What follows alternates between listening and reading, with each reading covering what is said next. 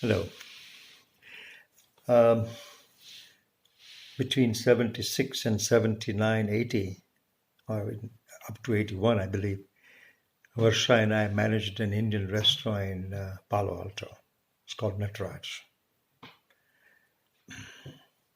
The background music, I used to take a lot of pain in putting together the background music for that restaurant. It's to have folk and classical, both instrumental as well as vocal, good film songs, you know, a variety. And a lot of people appreciated that. Let me tell you one incident that really blew me. Um, this man, I knew that he played piano, jazz piano in a bar. You know, long hair, ponytail, glasses, beard, typical artist. He used to come often to the restaurant, usually on a Saturday night. Before playing, he would come and eat a light meal at our restaurant, and then go and play. He did that almost every 2 or 3 weeks. And second or third time when he came, I mentioned to him that I am from Gujarat, and in Gujarat we eat dessert first. He said, Jay, that's a darn good idea. You always bring me the dessert first now. So, and he loved gulab jamun. And we used to really serve big, soft, succulent gulab jamuns. And I would warm them up for him and bring it to him. And he just relished them. And then he would start on his regular meal. Anyways, I forgot his name, unfortunately. I can't think of his name. I've been trying to think of his name, but it's totally gone out of my mind. But I still remember his face, though. Once he was sitting in his favorite corner. He usually came alone, and he was listening to the music while eating. And then he called me.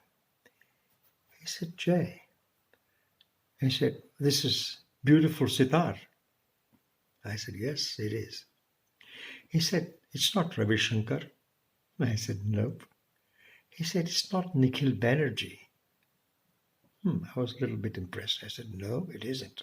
He said, it's not Vilayat Khan either. I said, no, you're right. He's not. I wouldn't say who he was.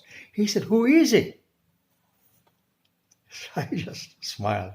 I said, man, you know so much about Indian music, sitar. He said, I love sitar. He said, I wish I could play sitar, but I just play piano. So I told him, I said, that is Abdul Halim Jafar Khan. And his style of playing is very different because he comes from a family of Beenkar. And so I had to kind of give him a little background about Abdul Halim Jafar Khan.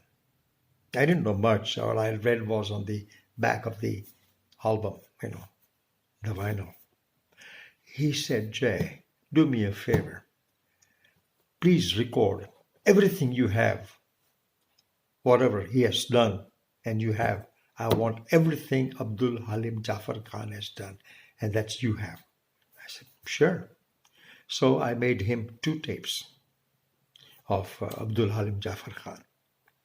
Now, there was some room left at the end, and I just thought, well, let me put something. So what I did was I took K.L. Seigel's beautiful number, Kaun Bujhaye Tapat More Man Ki. I dare not sing it because it's too beautiful. It'll be sacrilegious for me to even try. And I just put it there and gave him the tapes the next time he was there. I think there were 2 90-minute tapes, or maybe 3. I don't remember now. But anyways, he was gone. He was very happy. He said, Jay, thanks a lot. He said, do I owe you anything? I said, no, that's from one music lover to another. He was very happy. A couple of weeks later, or 3 weeks later when he came back, he sat down and said, "Jay, come here." I said, "Yeah, how are you enjoying the tapes?" He said, "Man, I'm playing them.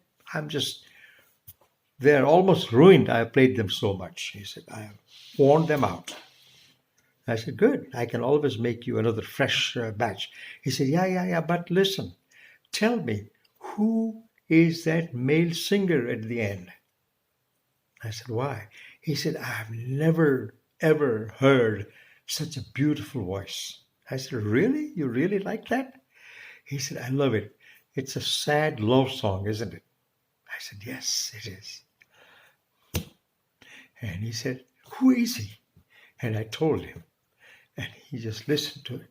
He said, "I want everything which he has done, which you have. Please make tapes for me, please. I love that voice."